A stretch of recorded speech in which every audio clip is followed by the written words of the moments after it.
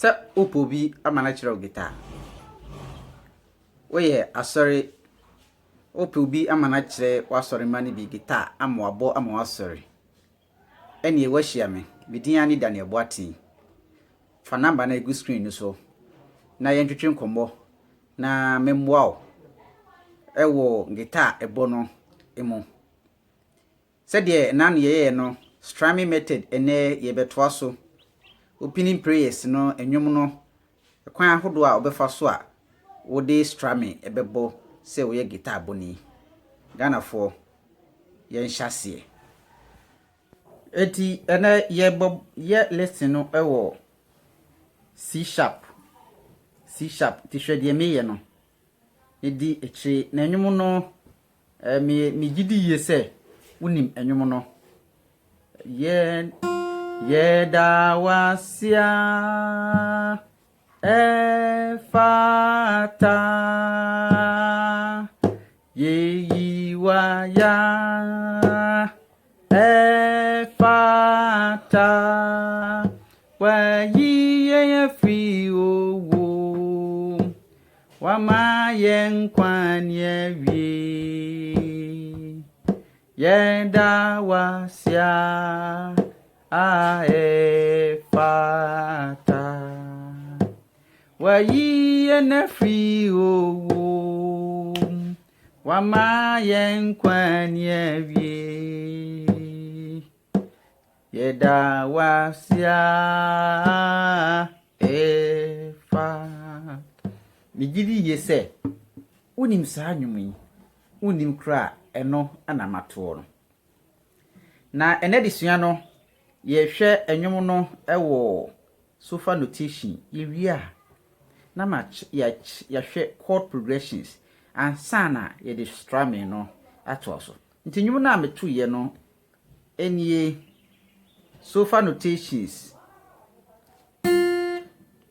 hwe de me ye C sharp na me bo C sharp do re mi fa so la ti do ti C sharp ye shase ewo mi which is F mi fa so la so mi fa so la so do so fa mi so la so fa mi re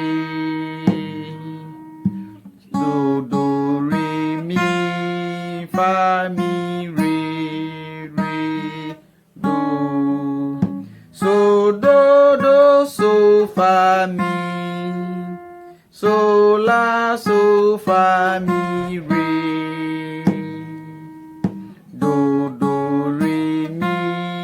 fa mi re do enwom no sofa notations ana mato e de ama no enti ena na obi eka se me bo diminish C me bo diminish G na minyin free key C na fe me kire ada keys no se ekwa chord no se ne beti ebe ye eno ho adwuma na ebe ye enti sa sofa enwom no sofa notations enwom no melody no so ahu ye bo strumming ni nyina na enwom no melody no enamo ebi bibi ti se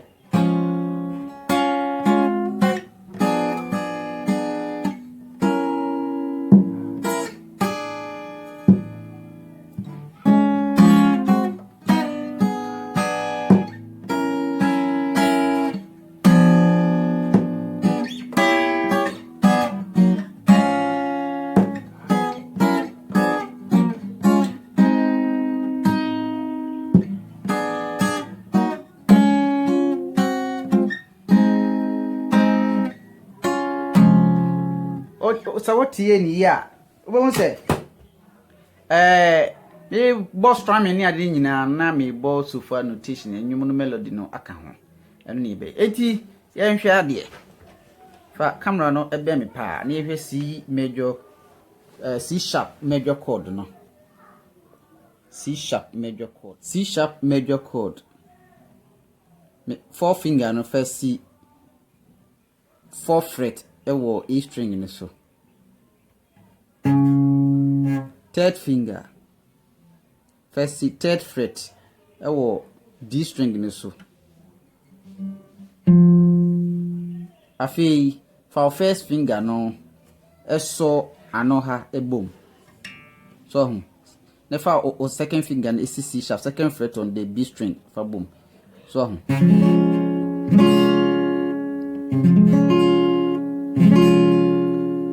C sharp one of the chords your chords no back one ni bo din yi pass o bo capo free na inti message say obeto bo as na practice ni yi pa ewo eho C sharp major.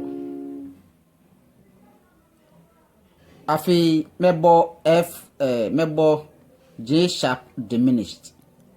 J sharp diminished and I know me bo G diminished C no the same thing and I may yi ba and any back into G sharp diminished. J sharp diminished. The first finger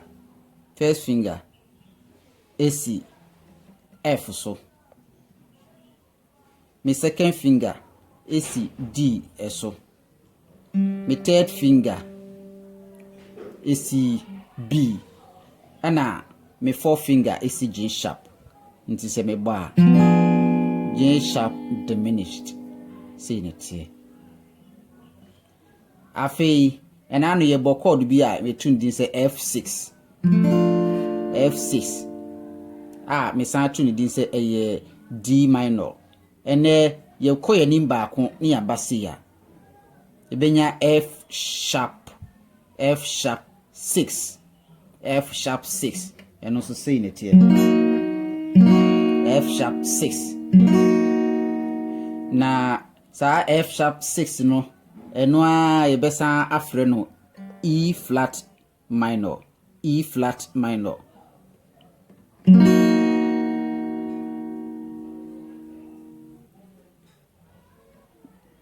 Ye lesson etwa mu biu no yesa ebo F7. Mi si F7 ni say.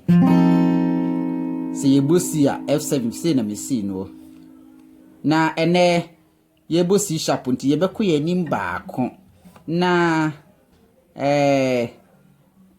emom enye F7 ne ene enye F7. Enye F7 na emom ebeye o the same F sharp 7th chord. F sharp 7th chord. Enti F sharp 7th chord no. My first finger minsa edi kan no A C F sharp so. That is the 4th fret on the D string. Osha. My second finger A C the 5th fret on the B string. The 5th fret on the B string E so. Now my third finger A C the 6th fret on the G string C sharp. And my fourth finger A C 6th fret on the little E string and also B flat. B flat. Nti ebenya bibi say F sharp 7th. F sharp 7th. Afi ye bebo chord bibi ti say C sharp diminished.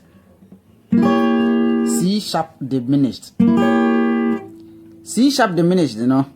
Yen hwe. My first finger yi A C B flat so. Ewo D string no so. So Ewo 8th fret. That is B flat or A sharp. My second finger yi A C G so. G. Okay, on the B string. My third finger yi A C E so. E. So ewo G string no so. And my fourth finger no A C sharp so. Ewo the 9th fret on the little E string.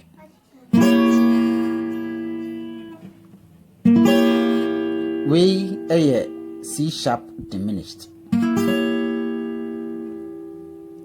Enti se ye hwa chord na me bebo so no me se ye bo C sharp major. Ye bebo F sharp 6. Ni abo J sharp diminished. Ye bebo they say F sharp 7th. Ni abo C sharp diminished. Na no me no can say strumming no o pese sound no e sharp a use pretum ene de e de nsa na no ye downstroke nko a ye downstroke ene ye be down and up stroke ana ye de e bebo edwom no nti wo hwe me nsa nifa so a bibi ti say me a board down no me say tin na me dey bo so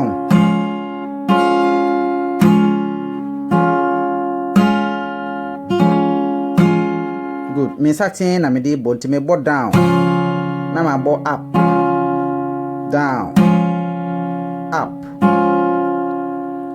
nti ye hye enwom na se a se de me di kan bo surface no mi fa so na we dey me dey strumming ene ebebo nti hwade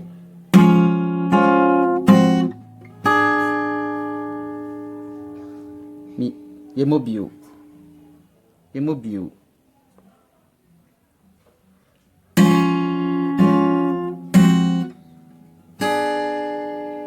ahanon kwa hwe se de me san me ye no Ibo mi no ni wie no down up ana me de me second finger no ebesi F sharp no so ana me boy ana me bo G sharp diminished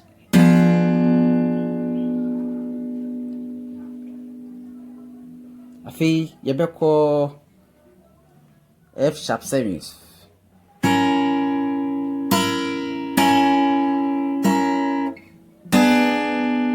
Good. La so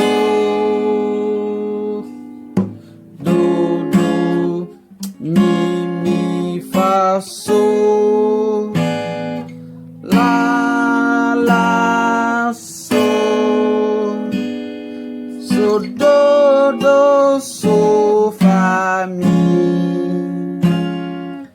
so la so fa mi re so fa mi re do so do so fa mi so la so fa mi re so fa mi re do. This is about opening prayer na ye to sa anwum ya otim se ahmuka wom na wo so a oye guitarist no na utimi bone sei e de mawo kama ebeye kama ama osom no ne osore no akoso yi enti yehwe me sani fa no se de wahwe benkum no hwe ni fa no so se de me ye no me di kan se eye down up stroke so ye sha se ya mi fa so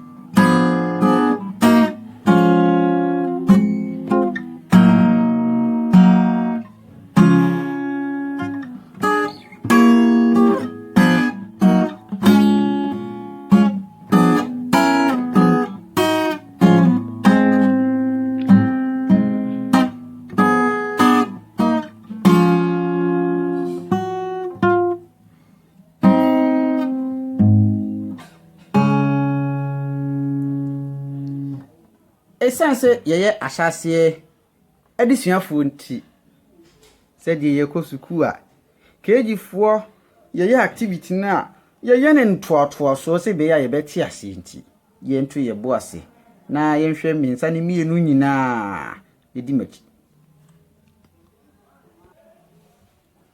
enti ye hye sie boko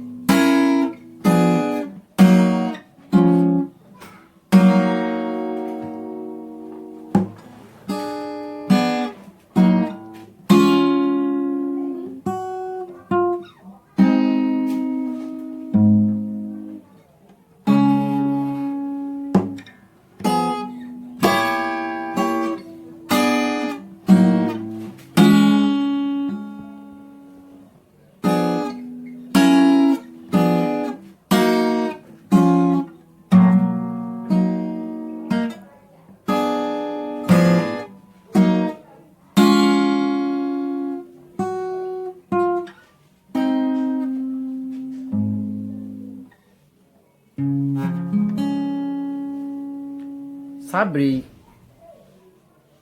unsubscribe ewo me channel no so a bisro subscribe fa o comment ne bra wonti bibia ase a the number on the good screen so no send me WhatsApp message na yesua di mo ena disua no e di bisi ha ogidie yie se boto bo ase na wasua ade ye besa hia bio